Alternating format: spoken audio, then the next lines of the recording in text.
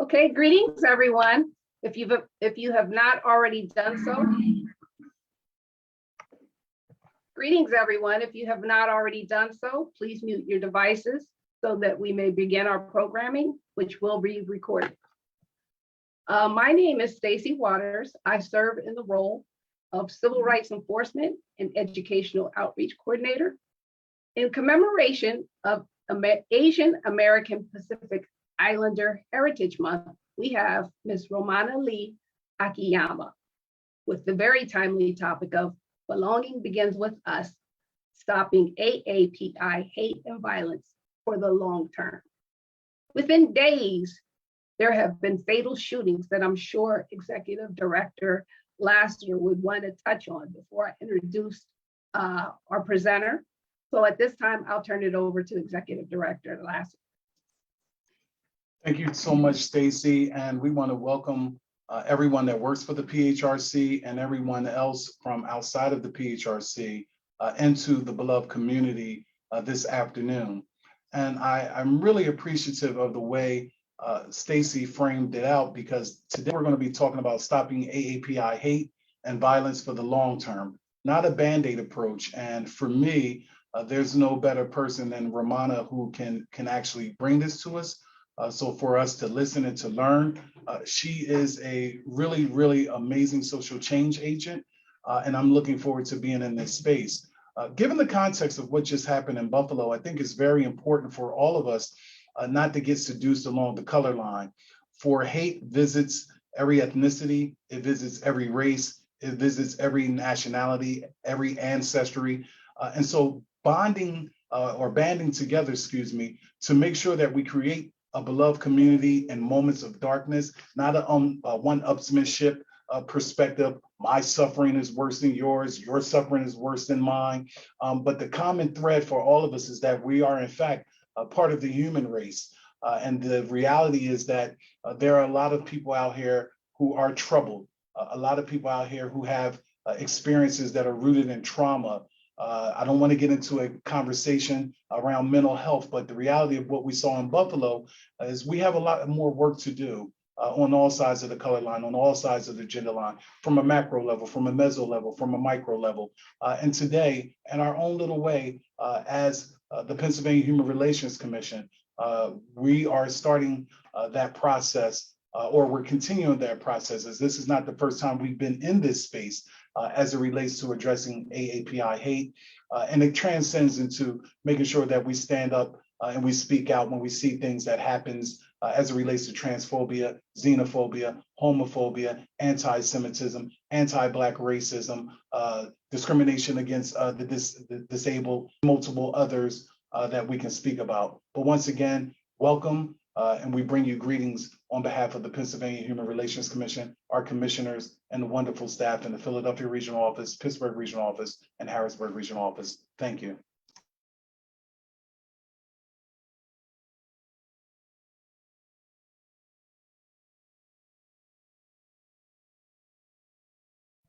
Stacy, you're muted. Sorry about that. Thank you so much, Executive Director Lassiter. Romana Lee-Akiyama was appointed by Philadelphia's Mayor Jim Kenney to serve as the Director of the Mayor's Office of Public Engagement in November 2021. Lee-Akiyama joined the city in March 2020, initially serving as Director of Multicultural Affairs at the Office of Immigrant Affairs before being promoted to Deputy Director in December 2020. In 2021, Lee-Akiyama founded the Chen Lak Lee Legacy Project to archive, preserve, and promote the work and life story of pioneering Chinese American immigrant artist, printmaker, and professor Chen Lak Lee, her late father. Lee-Akiyama holds a BA in International Relations from Tufts University and both a Master of Social Services and a Master of Law and Social Policy from the Graduate School of Social Work and Social Research at Bryn Mawr College.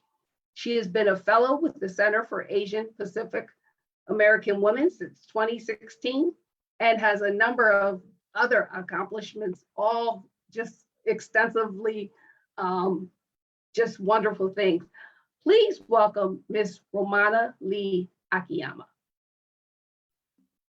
Thank you so much, Stacy, and thank you to Executive Director Chad Lassiter, who invited me to be here today with all of you. It's really my deepest honor to be part of this presentation today with the Pennsylvania Human Relations Commission to talk about a topic that I've been working on extensively for 2 years and 2 months.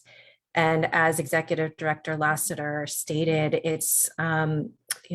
we're living in a moment where trauma and violence are plaguing us. And I would actually like to take a moment of silence just to honor the victims from this past weekend, from the shootings in Dallas, Buffalo, and in Orange County, California. So please join me for just a moment of silence.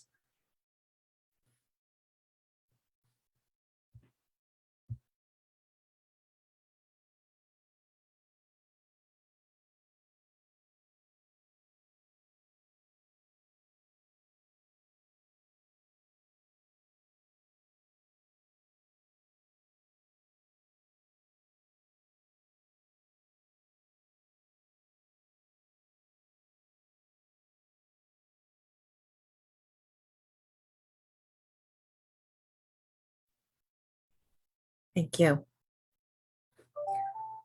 My slides seem to have disappeared. I don't know if Ian can help bring them back up on screen.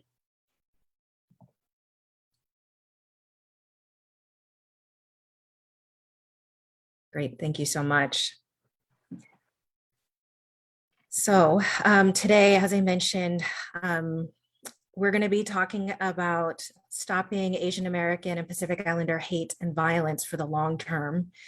And again, we're not looking for Band-Aid solutions, but what I'm proposing to you all today is that we have the power, next slide please, to create communities of belonging and inclusion that are the exact opposite of hate and violence. And we all have a role to play. And we know that racism exists at all levels, right? It's ideological, it's systemic, it's interpersonal, and it's internalized.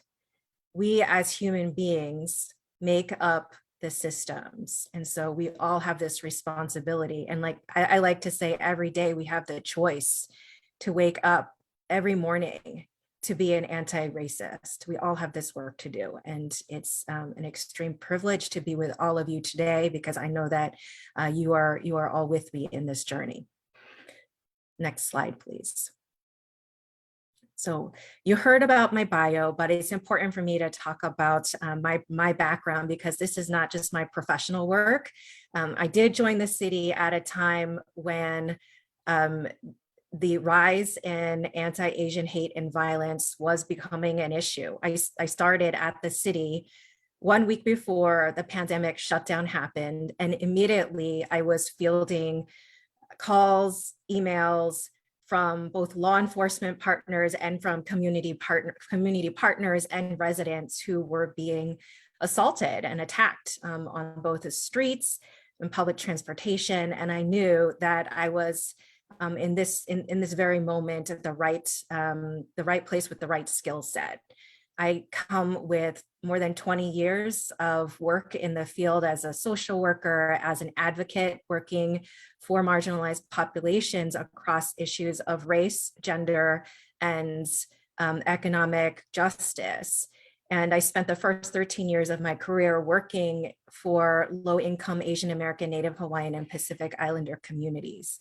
And so I was very prepared to be able to take on this challenge. And I was grateful again to be the one called in to be able to respond for what was happening in our communities. Now, Stacy talked about one slide back. Stacy talked about my family background. That's also important to bring into this. I'm a second generation Chinese American. My father was a political refugee from China. He escaped communism to be able to come to the United States because he believed that we should all have the freedom to create our own futures and our own destinies. And so watching him and how he navigated as an immigrant in this country really taught me a lot. It taught me a lot of what some of the barriers were and how to overcome challenges and to be able to lift up others as I was making my way through those challenges as a second generation.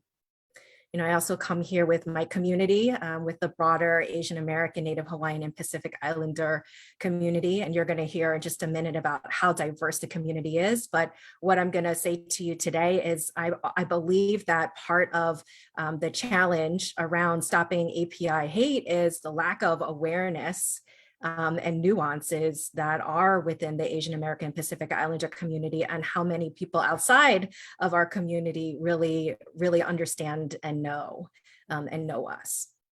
I am, as Stacy said, the Director of Mayor's Office of Public Engagement, and just very briefly within this portfolio, it's a large portfolio, but I know I have some of my colleagues on the call today, and I wanted to shout them out and bring them with me into this room.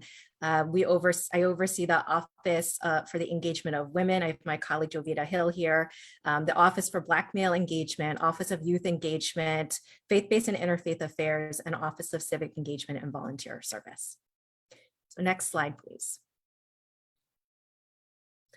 Right. So as I just said, there are a lot of questions about who is Asian American and Pacific Islander.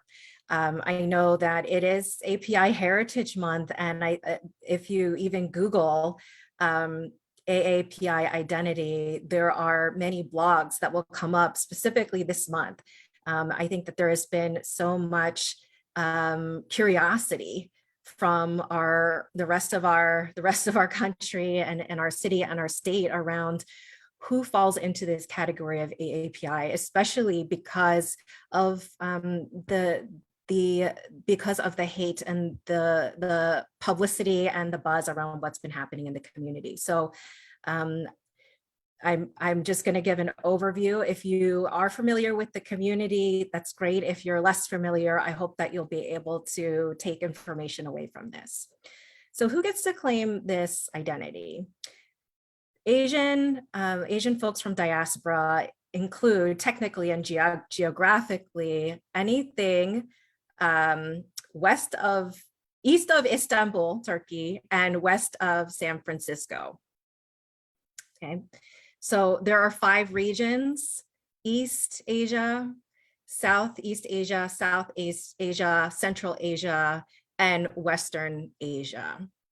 The Census Bureau, this is very interesting. The Census Bureau actually only counts East Asia, Southeast Asia, and Southeast Asia. So that means approximately 30 countries. And there are approximately 75 languages that have been calculated to be spoken in the United States by some of our community-based organizations serving the API community. And even within countries, there will be regions and dialects. And so just because you know somebody from China doesn't mean that you really know the Chinese American community, because there is a huge diversity even within China as a country. So next slide, please. Right, so I just said it's geographical and it is political. I think it's really interesting and really important that I talk about the Asian American and Pacific Islander identity as a movement and the history behind that. In the late 1960s, the Asian American movement was actually formed in solidarity with other communities of color. In the Bay Area and San Francisco, there was the Third World Liberation Front that was formed out of San Francisco State University, where Black Students Union, Latin American Students Union, Native American Students Union were all coming together to protest conditions at that university facing their students. They wanted ethnic studies. They wanted representation as far as professors and who was teaching the classes.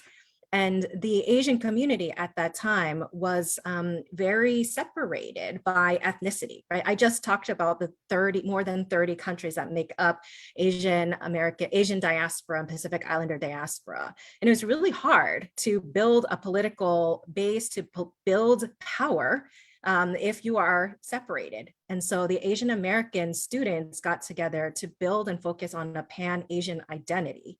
And again, this was done in solidarity with other communities of color, with inspiration from the Black liberation movement, the civil rights movement. So the Asian American movement was really built on standing on the shoulders of our Black and brown brothers and sisters and siblings. And so we are connected in that way. Before the 1970s, before this movement, Asians were called Oriental, and we now know that that is highly offensive and non-politically correct. We've evolved from them. Also just mentioned that Asian American community is the fastest growing racial group across the country and also here in Philadelphia. Next slide, please. So I recognize that you are all from across the state, which is exciting, but I'm in Philadelphia, and so I'm going to talk about both our local demographics as well as state demographics for the Asian American and Pacific Islander community. In Philadelphia, 8.3% of the city is Asian American and Pacific Islander. That's a 39% growth in the last 10 years. So along and next to our Latino community, we are one of the fastest growing groups in our city. Latino community in Philadelphia grew by 36%. And together, these two populations are responsible for more than half of the growth in the city from the last 10 years. Just some state statistics. Across Pennsylvania, Asian American and Pacific Islanders make up 4.7% of the state's population, and 26% of all AAPIs live in Philadelphia. But that means that the other 74% live elsewhere in Pennsylvania, and that's a lot of ground to cover. Next slide, please. All right. So the topic that all of us are here today because we're interested in learning more about hate and violence. I also want to say that hate and violence is for the API community is nothing new. It's very much rooted in the community's history in this country, whether it be through laws that purposely excluded Asians from either coming to this country, barring us from this country, preventing us from owning land, preventing us from being able to become citizens. There's more than 170 years of history. One of the biggest tragedies in the API community was a mass lynching that took place in 1871 of 18 Chinese Americans. So so what has happened, right, between the beginning of Asians immigrating to this country and now? I'll talk about, living under the last presidential administration. I think it should not be a surprise that the language and the rhetoric coming out of the highest form of our government from the former president really caused a lot of damage. But I would say that it gave permission for people to start acting and behaving and thinking in ways that was already there, but perhaps the lid was kept tightly on. But when you see the person who is the highest leader in our land saying inflammatory and racist comments and rhetoric, it really opens things up, and words do matter. So the beginning of the pandemic, March 2020, Stop API Hate was formed, initially as a reporting website, because the community leaders who formed this brand new organization, brand new website, they knew that the community was starting to get attacked, and there was nowhere to really report that information. There's historical mistrust between many immigrant communities, including APIs and law enforcement and government. And so the community felt that was really important at that time to create their own website that people would feel safe enough to go to report what was happening in the community and to be able to take our data and tell it in a way that was going to be impactful and show. Because if we were relying on the FBI data or law enforcement data, there would be very little reports. But instead, what happened is that between March 2020 through the end of December 2021, there have been almost 11,000 incidents of hate reported to this multilingual website, Stop API Hate. In Pennsylvania, there have been 312 reports made to stop API hate in this same time frame. And in Philadelphia, we also track data here through the Philadelphia Commission on Human Relations.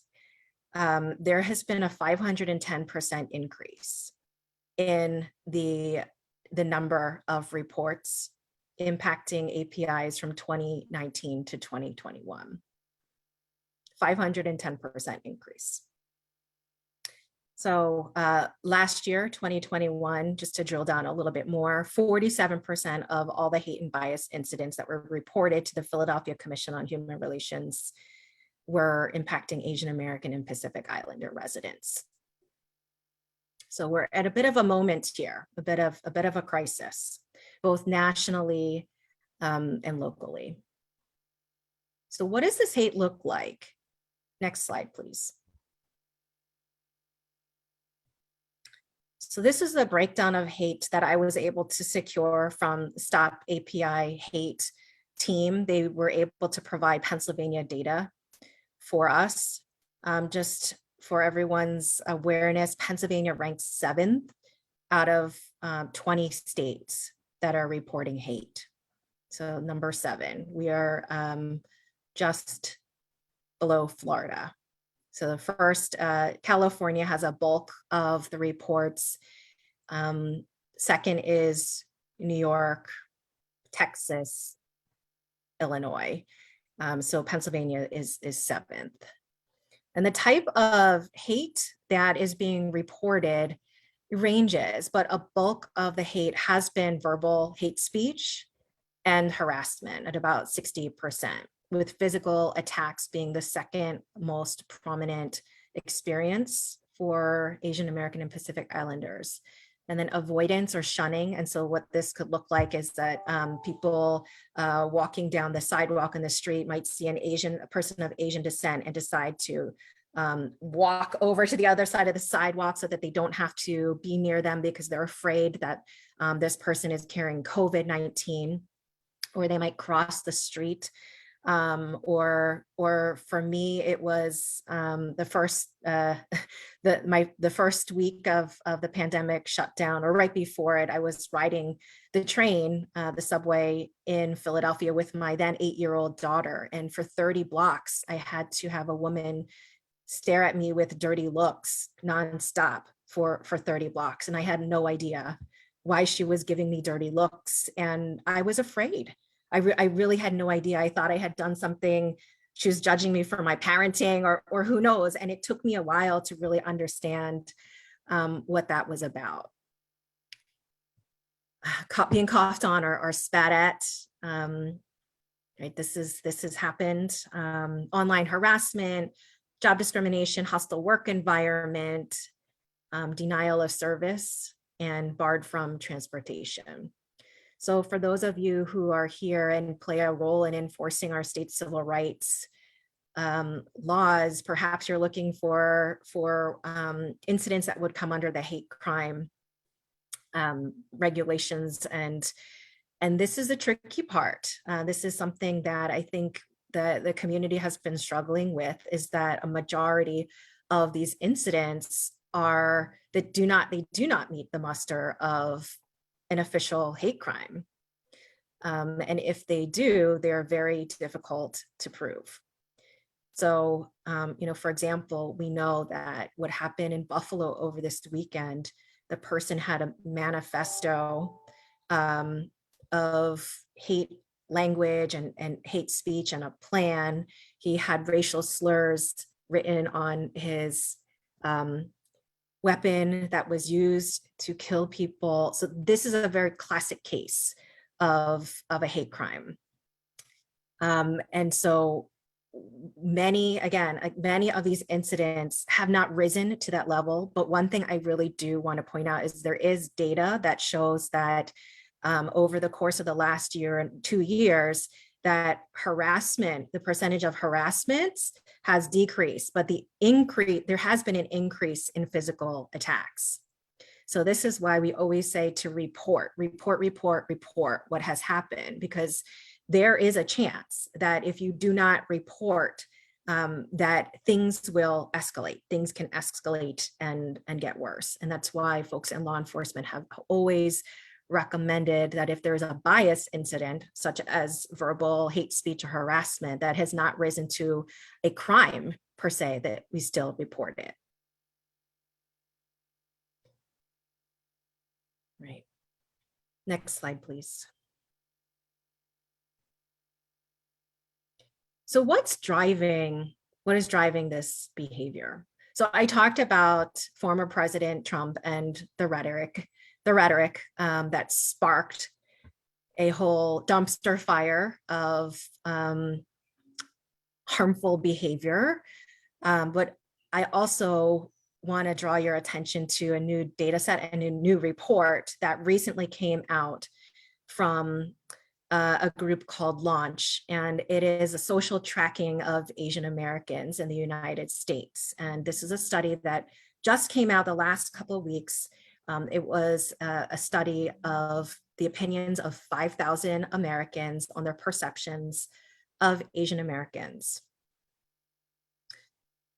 What we know to be true based on this report is that there has been across the board growth in the percentage of Americans who believe that Asian Americans are partly responsible for the COVID-19 pandemic, even though that happened in China and Asian Americans live here.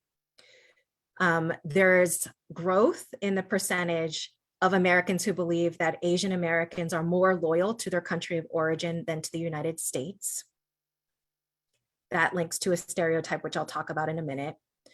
And that also, there's been growth in the number of Americans who believe that Asian Americans are less friendly to non-Asian Americans, which I find very interesting, because if you're looking at the situation prima facie on the surface, it might be logical that if you have been an Asian American experiencing hate or violence, you might feel a little bit afraid and insular as well. So that is very interesting to me. I want to call out a few stereotypes that are at the root of these harmful attitudes and behavior and where they come from. So, and we need to watch out for these traps in our everyday thinking and in our awareness, and even just our implicit bias. So I always do this check of when you see a person of Asian descent walking towards you, what does your mind read? And how can you rewire that with an awareness of what some of these stereotypes and myths are that might be driving your vision, right? It goes back to what I said earlier of this choice. We all have this obligation and choice to be an anti-racist. And that means rewiring our brain to think differently. So the model minority myth, 1966, a sociologist from University of California, Berkeley, wrote a piece in the New York Times Magazine about the apparent rise of Japanese Americans who had come out of incarceration, unjust incarceration during World War II. And this sociologist tracked this community's story and ability to apparently rise from the ashes like a phoenix and to overcome racism and to overcome their challenges. So this model, and so they were called the model minority, right? And this is the adage that if you're an immigrant to this country, you should be able to rise up. And so this sociologist drew on the hard work ethic and the family structure of the Japanese American community as the reason why they were able to rise up. So this was also written in a disparaging and dehumanizing way to talk about Black Americans and to immediately pit Japanese Americans in this case against Black Americans and saying, if these folks were able to do it, why can't they? And so that's the root. That's really the root of this racist theory and philosophy that is, ironically enough, if you track the history of Japanese Americans, you know that there's much more to the story than just what this one sociologist said. And at the same time, the dehumanization and lack of, and just like manipulation of history to not even acknowledge and talk about history, the lengthy history of slavery, police brutality, and the ways that Black Americans have been harmed in this country. It sets up this very false narrative and dichotomy. And immediately, white supremacy and the conservative base uses this model minority myth to break up and further separate communities of color. When the reality is that even in Los Angeles, for example, where my husband's family is from, there are Black Americans and Japanese Americans living and coexisting with each other and community and supporting each other. And so this model minority myth has carried forth to this day, and it's become more than a myth. It's become a stereotype, right? It's so when you look at how Asian American and Pacific Islanders are doing, you might make this assumption that there are no issues of poverty, there are no issues of family trauma, there's no substance abuse, Asian Americans do well academically, Asian Americans are making lots of money and being promoted. But we know that this is not across the board true, and it's really, really important to be able to disaggregate the data. Yes, there are some that are doing really well in the community, and I'm not going to discount that, but there are others within community who are struggling with many, many social, economic challenges.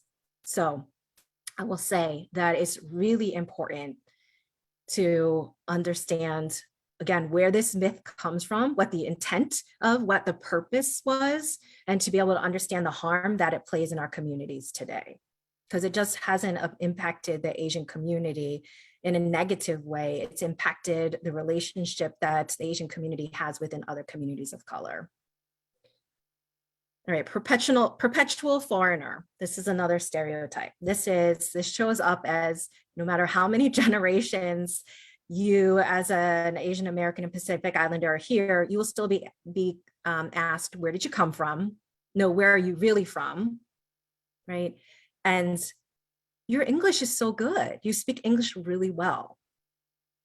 So again, it doesn't matter how long you're here, it's how people look at you on the surface, and assuming that you are a recent immigrant, that you don't belong here, that your ties, again, going to the status index report, right? This false belief that Asian Americans are more loyal to their country of origin than to the United States. Well, where have we seen this before? I talked about the incarceration, the unjust incarceration of 120,000 Japanese Americans. And it was largely due to this perpetual foreigner stereotype that put an entire population into prison without due process because they were believed to be a threat to the United States during World War II. None of them were found guilty of anything. All right, lastly, I want to talk about the gendered element to API hate and violence. We know that 2 out of 3 reports of hate and violence are being made by women. A recent study from the National Asian Pacific American Women's Forum that was released back in March of this year showed that 75% of API women had experienced racism and harassment over the last year. So, there are many stereotypes, speaking of stereotypes, many stereotypes that impact API women, including the hypersexualization, what I call dragon lady versus geisha. You're either a fierce dragon lady to be feared, or you're a geisha who is just there to be subservient and nothing in between. So the humanity of API women has been stripped over and over again, and so much has to do with the imperialization and colonization of East and Southeast Asia during our United States military history. And not just the United States, I would just say colonization more broadly. Next slide, please. All right, so we're getting deeper into it, and mental health, Executive Director Lassiter talked about mental health at the beginning, and I do think this is something we really need to talk about as it relates to all of the hate and violence as a country. But May is, in addition to being API Heritage Month, it's also Mental Health Awareness Month. So just calling out that the racism of the COVID-19 pandemic has impacted APIs in an extra heavy way, and that those who have experienced racism are more stressed by anti-Asian hate than the pandemic itself. 1 in 5 Asian Americans display harm, racial harm, psychological harm, and emotional harm caused by racism. So the other fact that I have on here that existed before the pandemic is that suicide is the leading cause of death for API young people between the ages of 15 and 24. So that was true before the pandemic. And it is curious to me to know this extra layer of pandemic hate and racism built on already this feeling of our young people who do not feel that they belong here or there. It's often what I say to explain about what is it like to be an immigrant or the child of an immigrant. That our ancestors came here, and we still, as second, third, fourth, fifth generation, are still questioned about whether or not we belong here. So that does something to your mental well-being. One last fact, maybe not the last fact of this presentation, but one fact here. In this same status report, it shared that only 29% of Asian Americans feel that this country fully accepts them, and 33% of Black Americans completely agree that this country accepts them. These are the two racial groups that have the lowest feeling of acceptance in this country. So I found that to be very astounding and interesting, given everything that is happening now around violence, and even just this past weekend, what we saw. Next slide, please. All right, so this is my family. I told you I was bringing my family to the presentation with me, and also because I knew I could ask the photographer for permission to use this shot. Yeah, just a quick story. About a year ago, my family was featured on NPR. Again, of this idea of showing what does the Asian American community look like, right? Because this sense of not understanding and not knowing, and so we were featured in NPR, and this is one of the shots. So you can see we're a diverse family, we're a diverse community, and that's the point that I want to make, is that our community is so broad and so beautiful in that sense. So what can you all do? You came here today because you care about this issue, you care about this concern, and so I'm going to walk through several recommendations that I have at this point. Next slide, please. All right, educate. So educate yourself, educate your community, educate others. There is a nationwide movement for public school curriculum and learning opportunities to talk about Asian American and Pacific Islander history. One of my favorite authors and mentor and civil rights icon, Helen Zia, talks about the Asian American and Pacific Islander community as being MIH, missing in history, right? Like, how often do you hear about Asian American trailblazers who have made a difference? We're very often taken out of history books. And to be honest, that's why I created the project to honor my dad's legacy as an Asian American artist and professor, because I didn't want any more people to be missing in history. So if you're interested, there is an organization called Make Us Visible.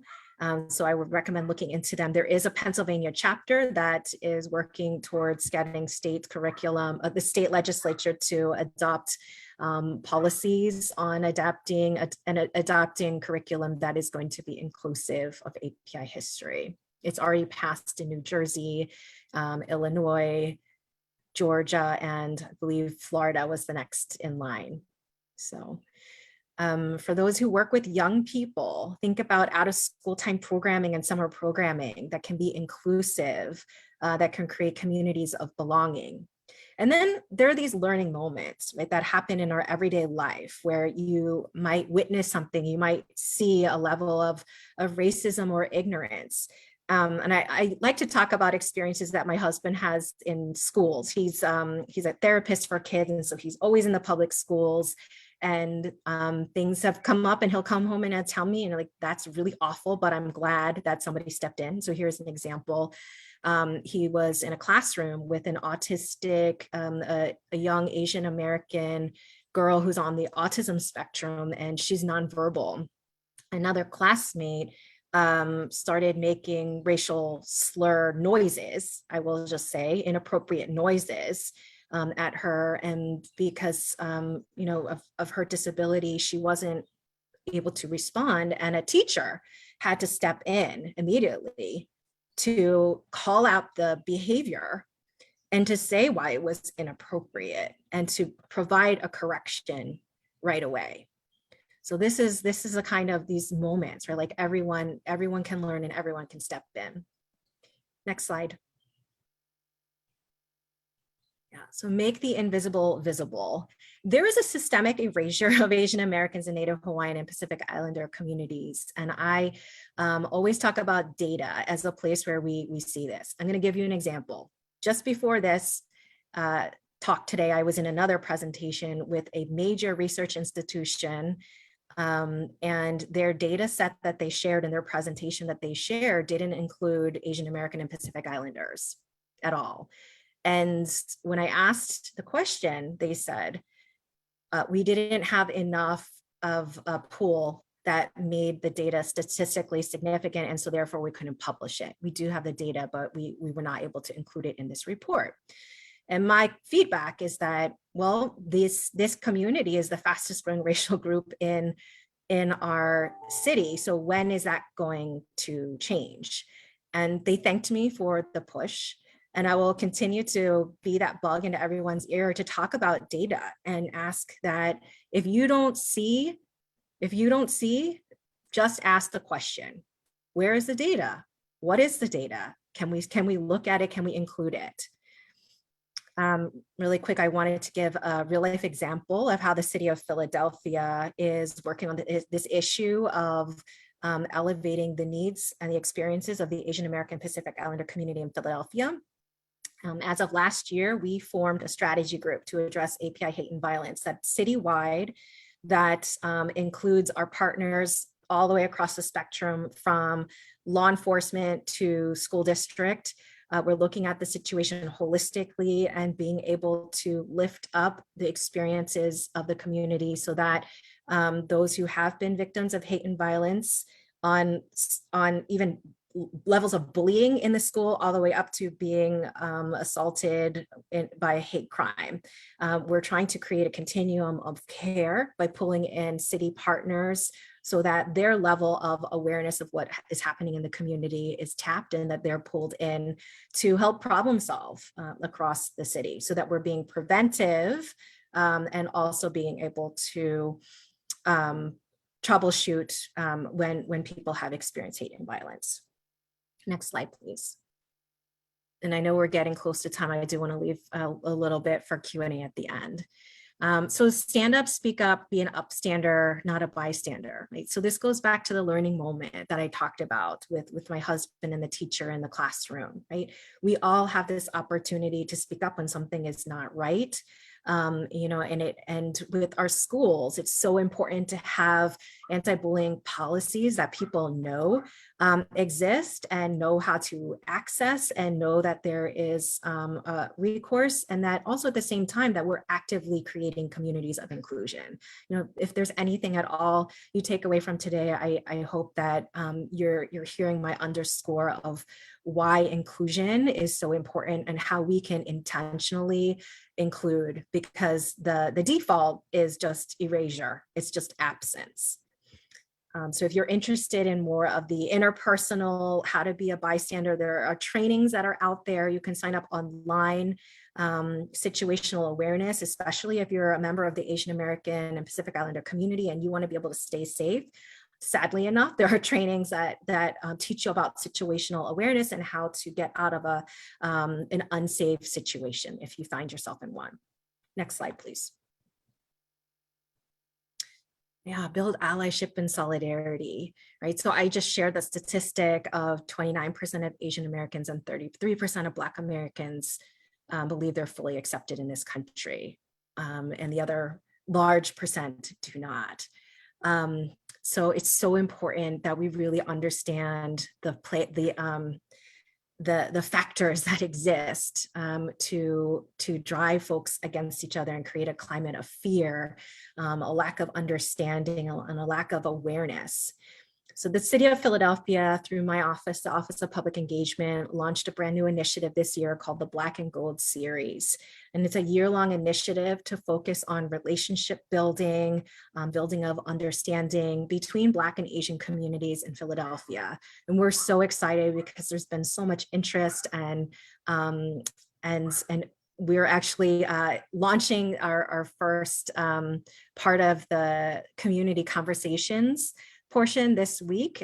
It will take place May, June, and July. We're working in partnership with our local Philadelphia Commission on Human Relations with an evidence-based curriculum that is based on Professor Elijah Anderson's work, as well as the Department of Justice dialogue on race. And so it's really important that we create spaces like this for folks to come together and creating opportunities and overcoming challenges.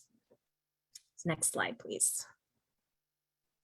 Right, so if you have the opportunity, another strategy here for supporting the API community is investing in supporting community-based organizations that are serving Asian American and Pacific Islanders. Only 0.02% of all philanthropic dollars go to API Native Hawaiian communities. And so this has meant that the community has been very vulnerable. And so this extra layer of hate and violence has just added onto a very flimsy safety net. And so many of the organizations that have been on the front line of fighting hate and violence are very taxed and really need a lot of support and resources. So I would recommend you learn more about their work and find out ways that you can connect and support them. You can go through the Governor's Commission on Asian Pacific American Affairs, my colleague Stephanie Sun, who's the executive director, or the Mayor's Commission on Asian Pacific American Affairs, or the Asian Mosaic Fund of Philadelphia. Next slide, please. So I want to end with everyone can be a change maker. We are all part of this system. We all have the opportunity to make choices wherever we are. And let's continue to make them together in solidarity to bring an end to hate and violence. So I'll pause, and we have About 9 minutes left for discussion, Q&A. I know there is some comments that came through the chat, so we can look at that. Yes.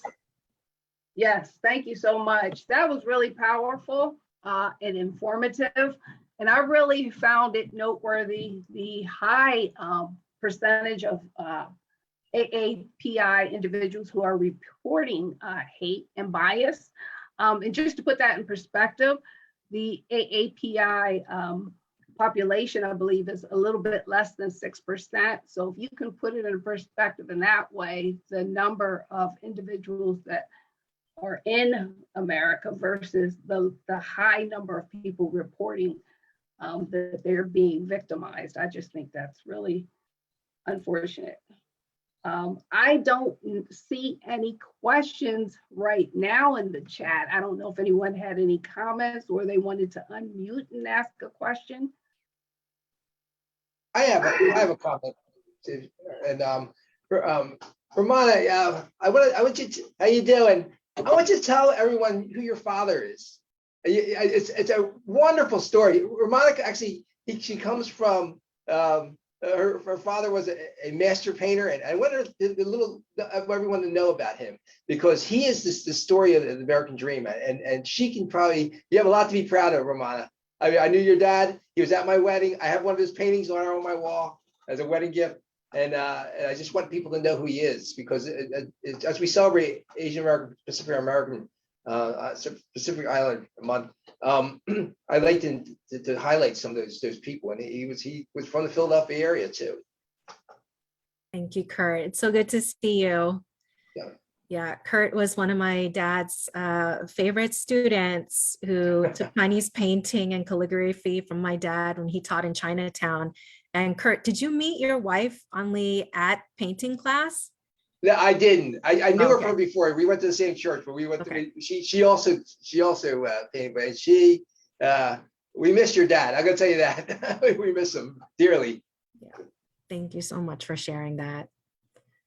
But Romana, just so everyone knows that he was a famous painter, internationally known.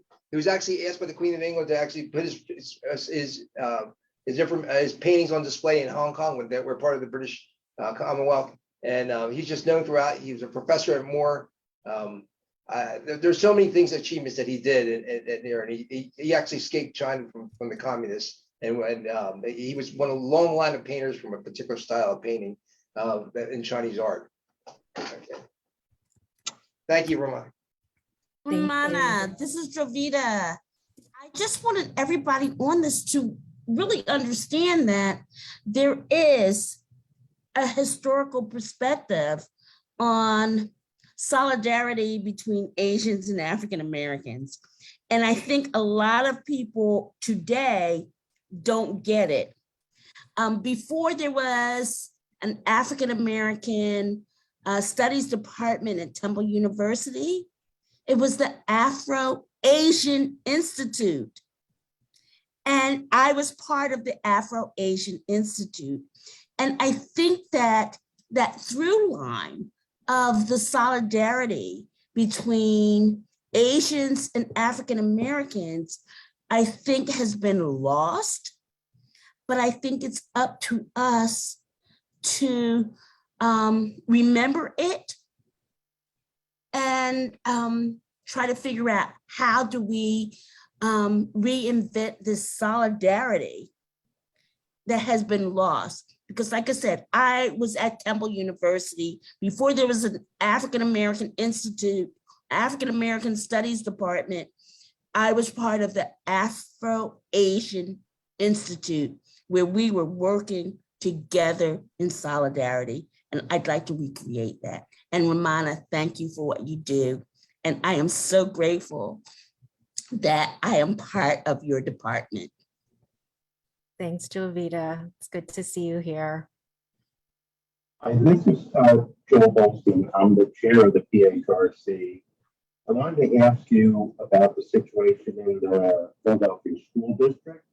So years ago, there was a situation in a high school in Philadelphia where students who were recently immigrated from China were being harassed especially in the cafeteria. And there were teachers who were trying to help them by allowing them to eat lunch in a classroom in order to avoid the situation in the cafeteria. And the school administration found out about that and told the teachers that they couldn't do that anymore. And then the situation got worse. The students asked for our help at PHRC. We got involved. We held a investigatory hearing where we heard from the school administrators. I assume that situation has improved because we haven't been contacted by the students to continue to intervene in that situation. But have you become aware of that? Has it really improved, or are just students more reluctant to come to PHRC than they were a few years ago when it had really reached a boiling point and we had to come and help? Yeah, thank you so much for raising that question. Your audio was a little muffled, but I think I understand the gist. You're asking about South Philly High and what happened there. And, you know, I think that there have been concerns that Asian American parents have raised over the course of the last year, especially when it was time for young people to start coming back to school, right? And we do know what has been happening along SEPTA for students to travel to and from school. Asian American students have been victimized along that transit line. And so, you know, I think it is still a situation. And so it's not just local to that one particular school, but the case that we're trying to make is that we want to be able to do more, and again, to be proactive. So the strategy group that I mentioned in my presentation, the school district has been a partner. We've been working with them to try to address the challenges in real time, and also, again, being preventive. And I think it's ongoing. And then there's just a question about resources too. And we know just locally how challenging it is to bring resources around our school district at this point. But I will say that the Chief Education Officer, Otis Hackney, who's my colleague in the mayor's office, he and I have been working together, and we actually recorded a fireside chat, which we're going to be making live in a few weeks, to talk about the lessons learned from South Philly High in that time, because he was brought in after everything went down, and he was essentially asked to rebuild and to create a climate that was going to work for every student to be able to thrive. And a big part of that was having the adults be able to create that situation for the young people. So we're excited about that recording, because I think there's so many lessons that were learned. And while that particular situation happened in 2009, you know, we fast forward to where we are today, and some things have really come back to the surface, and it reminds us that, oh no, we still have some more work to do. Okay, well, I just want to leave you with a message from myself and my fellow commissioners, which is, if you need our help, we're certainly more than willing to hold another investigative hearing, to shine light on any problems, and to try and work with everybody to come up with a solution. It sounds like the mayor's office is addressing the problem. When we got involved in 2009, it was mostly because the administrators in the school district weren't responding to the concerns from the community, and something needed to be done. And so I think when we got involved, we got everybody's attention. So, but it sounds like you don't need to get everybody's attention. It's really more a matter of understanding the issues and how best to address them. But again, we can be a resource. We have jurisdiction over education, discrimination in education. So if you do need any help, please reach out to us, because we're happy to help. Thank you. So thank you so much. At this time, I just would like to thank Ms. Lee-Akiyama, thank Ian Fonestock for his assistance, and Director of Communications, Laura Orgenbright. And I will turn it over to Executive Director Lassiter. I want to just once again thank you for just bringing this much needed information and conversation to us.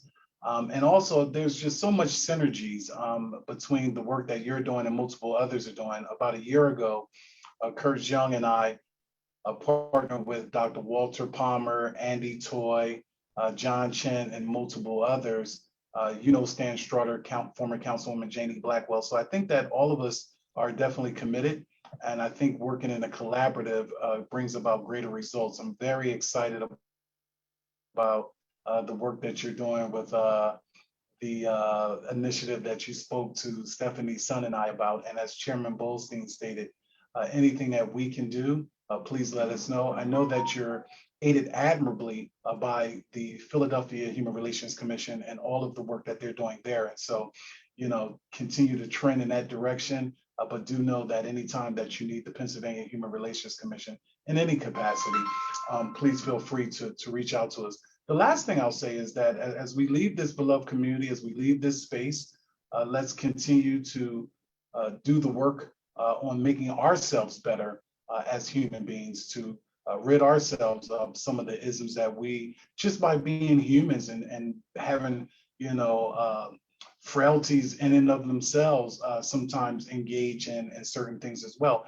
And then working from the inside of who we are, pushing ourselves out into various communities to address some of the things that we see, to stand up, to speak out, not because, oh, it's an African American, or it's a Jewish American, or it's this, or it's that, but because we're part of this family, this human family. And so when one hurts, we all hurt. When one is attacked, I fundamentally and foundationally and spiritually believe we're all attacked. And so once again, we're going to be a better PHRC and better social change advocates because we would have spent time with you here today. And thank everyone. We still have 57 people that are on right now. We want to, at the highest, we were at 74. So we just want to thank everyone. And we have more work to do. But once again, thank you for allowing us to have this space with you. And the moment of silence, we can also do that in our various communities and our houses of faith.